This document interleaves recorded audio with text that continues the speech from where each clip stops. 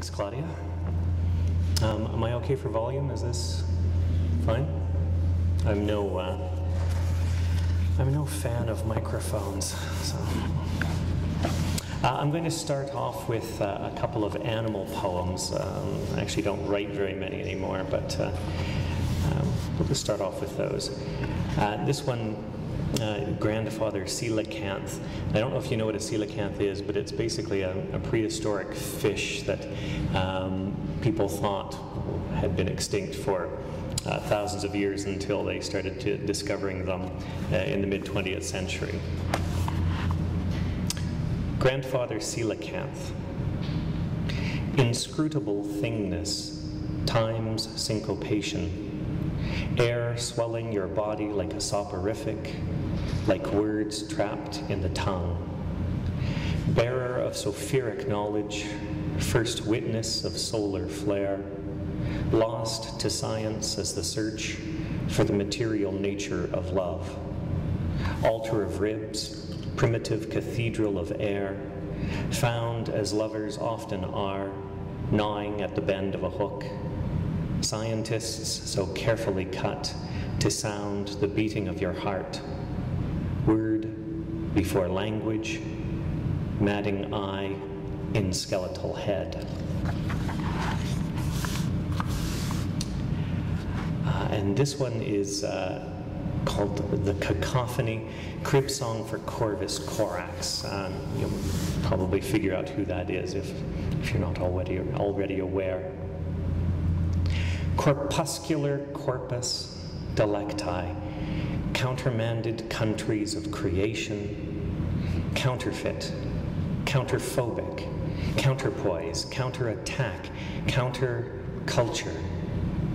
Cousin coyote cousins the cowslips, crocuses cower near the creek, coves of crabbed coral criminate crowds of crucifers, courtesans of the cowcatcher, crackdown on the cretins, crow for cracked-brained creatures, cull cuckolds from the cumulus, a cuvad countermeasure, a covenanter curtsies courtly love, maven craven couturier, courses across the coverlet. Can't curfew this curate's egg, a co-seismal cosmography, a coup de grace, a coup d'etat, a coup de théâtre. Us ravens raven us. Can't correct our corruption, 'cause we corrupt can't.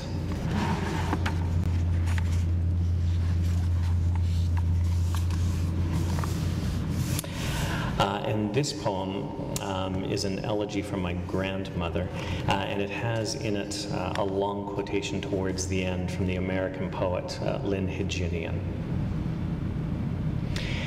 6:43 a.m. Eastern Standard Time, but 4 a.m. Atlantic Standard Time, Wednesday, February 10th, 2010. Start at the stopping, a trick of perspective. Passing what? Stop. Glottal stop. Op. Anthropology that breaks. Bray, kda, Bray. Oh, Whiston, tell me again of the suffering masters. Each clutches at his grief like a rare coin. I dream of the solace of good forms. Bray, stupid ass, bray. I will expiate my pettiness pettily. The liminal beloved of philosophers and romantic poets, space between the dictionary entries, rehearsals and recitations, petty recreations, and could you please turn up that country song? Swallow words and bring them back up again, chew my cud and stare blank, black eyes. This is stupid stuff. Best left to Victorians or, better yet, Georgian hacks. But at my back I always hear Hawking's mechanical drone tallying the stars. Easier, really, to count the one black space. That there will be no easy epiphanies is itself the easiest epiphany. Not that the words are heavy, but that we are so weak. No place left but the wooden fire, escape, like it is a bird-boned shoulder in my hands. Like it, like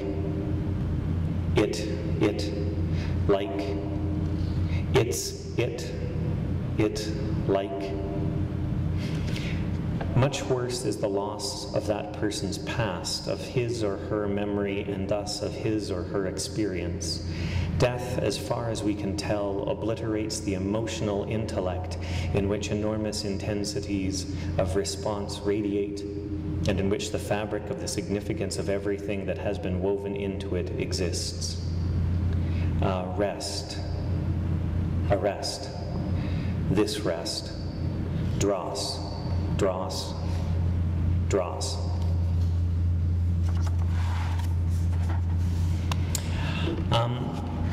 I'm going to read a few sections now from the title poem, Gangson. And it is a cut-up. It's a cut-up of Herbert Asbury's 1927 history book, The Gangs of New York, which, if you saw the Scorsese film, really has nothing to do with that except for the title. Asbury's book is really a popular history of gang violence in New York City from really the founding of the city up until around the turn of the 18th, 19th, 19th and 20th century. So this is a cut-up of that book, and I'm just going to read a little description at the back of the book. I had no specific preconceived message to convey. I was interested in the themes of violence and corruption that presented themselves to me from Asbury's text. However, in my mind at least, these themes are relevant to the current political situation, given New York City's position as the imaginary ground zero of hostilities in the so-called War on Terror.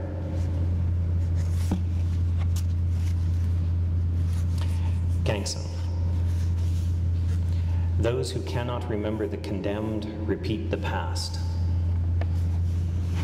And I'll read the first two sections and then the final section. 1. The Cradle. First, of terrorized New York, a frequent town and present theatrical district, a howling wilderness in which the savage expeditions penetrated wilderness. Accounts of riot in times of gangs and underworld, nothing without breaks. Venturesome journeys to settlements in Harlem, drain the area and throw it open to settlement. A canal from Pond to Hudson, but dug so.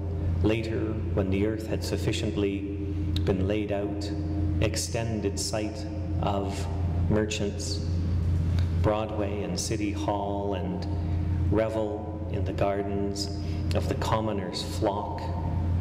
The means of artificial dancing was free. The customer bought an occasional glass of ale porter or custom for a hero with a loathing, send his young and handsome wife into the street each night carrying Whitechapel, districts of London. The ward comprised 86 pieces of glass and colored paper, some taste for decoration and semen, every obscure grave giving up its dead. Dogs howl to lie, men, women, and boys slink off. The fear that you have to rescue. Crazed, loved dens of death, down headlong, down filthy, wide on the southern, of irregular width. Prints show 3 stories, but writers say there were 5. 2. Early points. Original genesis, the tenement, murderers and 40 thieves. The first, New York, a enormous plug hat, stuffed with wool and leather, ears as helmets.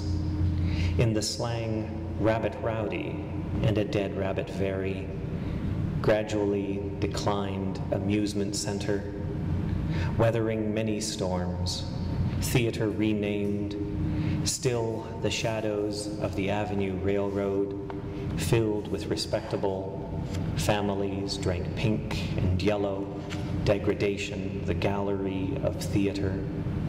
A few years, the erection, brasses and dices, and sometimes rifles, for everything was free except interest. Shoot thee. Common joined fights with roaring, screech battle, rushed biting and clawing, midst of a mass most stout-hearted, metropolis formation, a paid fighting force of great event, pantaloons full as the modern Oxford, heavy boots on the back of his head, grave immortalized by writing, the Bowery performed clamorous, a car off the tracks a few blocks on, shoulders uproariously, bumping passengers, the barrel for dessert, and very fond. The cherry tree gained enormous following of voters. Native Americans took the place of the Whigs. An Englishman named the police the rioters. From the playhouse they roared down Rose Street, stripped and parceled among the gangsters' shame. A few blocks of story, origin, the name colonial, trysting place, the townspeople called from, houses and stores on fire, barrels of flour and 1,000 bushels of wheat, a large body of police supported by powerful control of the absolute, frequently appealed to the police to quell riots. The excitement was intense. A great crowd stood in front and never returned his country. And I'll flip to the last one of this sequence, number 16. The passing. That name, a cabaret, fancy, over a bottle, whiskey congregated, hell wants me and you, appointment made for midnight in plain language. The other long sequence in the book is a sequence called Weavings, which is an attempt to sort of bleed together a bunch of disparate thoughts and ideas from different people that I was reading at the time, different things that I encountered. So there's no real progression from piece to piece. There's just more of a formal exercise bringing together these disparate things. 6. Flicker cars past balcony panel cars in the flicker periphery become butterflies, butterflies, butterflies in the periphery are butterflies, butterflies lick, slick, flicker. 7. Good fences make good borders. This is not about herons, wan, goosed, uck. I can cross a border, but this is red winge, D, bird black. I can cross a border, but not dodge a cattail looking into the wind.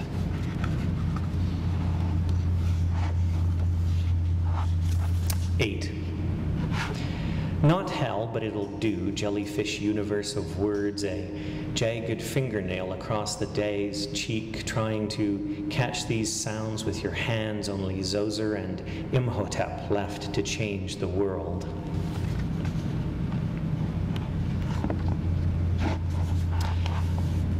10. Politics. Queen Anne's lace, part of our peach rose corsage, $29.99 at FTD Florists. Plums, organic, $2.43 per pound. Flower pot, empty, $14.99 at Canadian Tire. Cat, $69.99 at SPCA, includes free spay or neuter. Bull, milkless, $17.34 US for an average Culpeper Senior bull at the Virginia Central Bull Text Station. Olympian commentary, free. Greeny flower asphodel, useful in menstrual obstruction and as an antispasmodic, $2.44 per pound at Health for Everyone Herbs. Radio Flyer toy red wheelbarrow. This wheelbarrow is just like the ones adults use, but sized for 2 to 5-year-olds. Watch their self-esteem and self-confidence grow as they really contribute to outdoor chores by hauling their own load in their own wheelbarrow. This toy is durable and will be around long after my children have outgrown it. We couldn't be happier with this purchase of a quality Radio Flyer product. Louise Carter, New Jersey. $22.49 at worldwideamericas.com. Chicken, free range, $35. Total $19.11.33, April 25th, 2004. Much depends upon our attention to retail.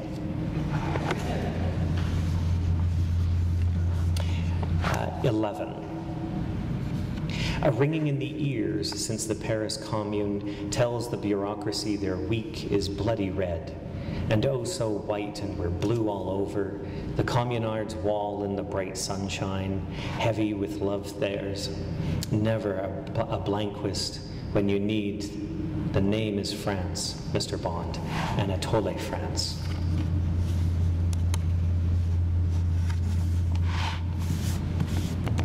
And this poem is in 5 small sections, and it's an attempt to work together some of the themes and ideas and sometimes lines which are blatantly stolen from Pound's Homage to Sextus Propertius and Barry McKinnon's Sex at 31. Homage to Sex at 31. 1. Sailors of winds. A plowman concerning his oxen. Soldiers, the enumeration of wounds. The shepherd of ewes. A black fire burning in a fire of white. The babel of your body under my tongue. Bocal, papilla, pezon, mamelon. Dim words of a radiant time. Each man where he can, wearing out the night in his manner. And the rest is just. 2. Fixed stars and wandering planets plot the harsh acts of your refusals, many and many, as if love within its boundaries is another moon. 3. Lips sounding the tip of the buried bell. 4. My mouth is a cup holding water from a difficult river. Black horses drive the sun. Fish swim in a dry stream. I serve my term of madness. 5. Oh, Basho, the rippling moon pays us no mind. And I'll finish off with the very first poem in the book. And this is another exercise poem. The 2 poets that I love more than anyone else that I keep going back to are 2 American poets, Robert Duncan and John Cage. And Cage you might know as a musical composer, but he's actually a pretty amazing poet. And he worked through a lot of material with very interesting, at least to me, constraints. And one of the things that he did was he wrote this kept writing series and series of what we would call cut-ups of Finnegans Wake. And he was basically quite blunt about the reason why he did that was because Finnegans Wake was his favorite book and he had never read it. So in order to actually read it, he set himself a task. So one time I was sitting through a lecture by a very nice woman who was writing about, lecturing about 17th century Scottish pamphlets. And she gave a handout. And rather than look extraordinarily bored, I looked very, very intently fascinated at the handout as I was basically making something out of it in order to fulfill my interests. So this is the poem. Caledonian Poison. Reversed or nothing uncanny, your illusion is of free humor to a stranger. In your marriage I become pock puddin'. The same lame man devoured all my halts. He served his sister, and the upstrained berry case was home again. The bee's very body was a muchly supper, politic for never, and, midst breakfast, made a homily of your marriage's next ill. He himself knows mourning. This proves him a man more agile than others. Was your inferiority somehow a promise, an abiding, fleshly obedience to my horn, my kin, my blood? When the iron called, the wiser had romantic names for transnational means and ends. His tale of hell was Jonah's alone, the punishment of husbandry. Use and question were swallowed by her mighty Ireland. He took the belly case before it was sure to soothe her wailing union. I own comical accord. History is a shallow bowl of papish pamphlets. The dissolution treated marriage like a union betwixt former poor capacities of drudge.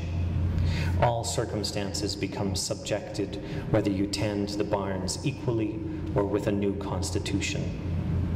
Hose and take up the name, vindicate the Scots bull with the bottom of your glass. Thanks very much, and thanks for everyone at Tree for having me. Thank you.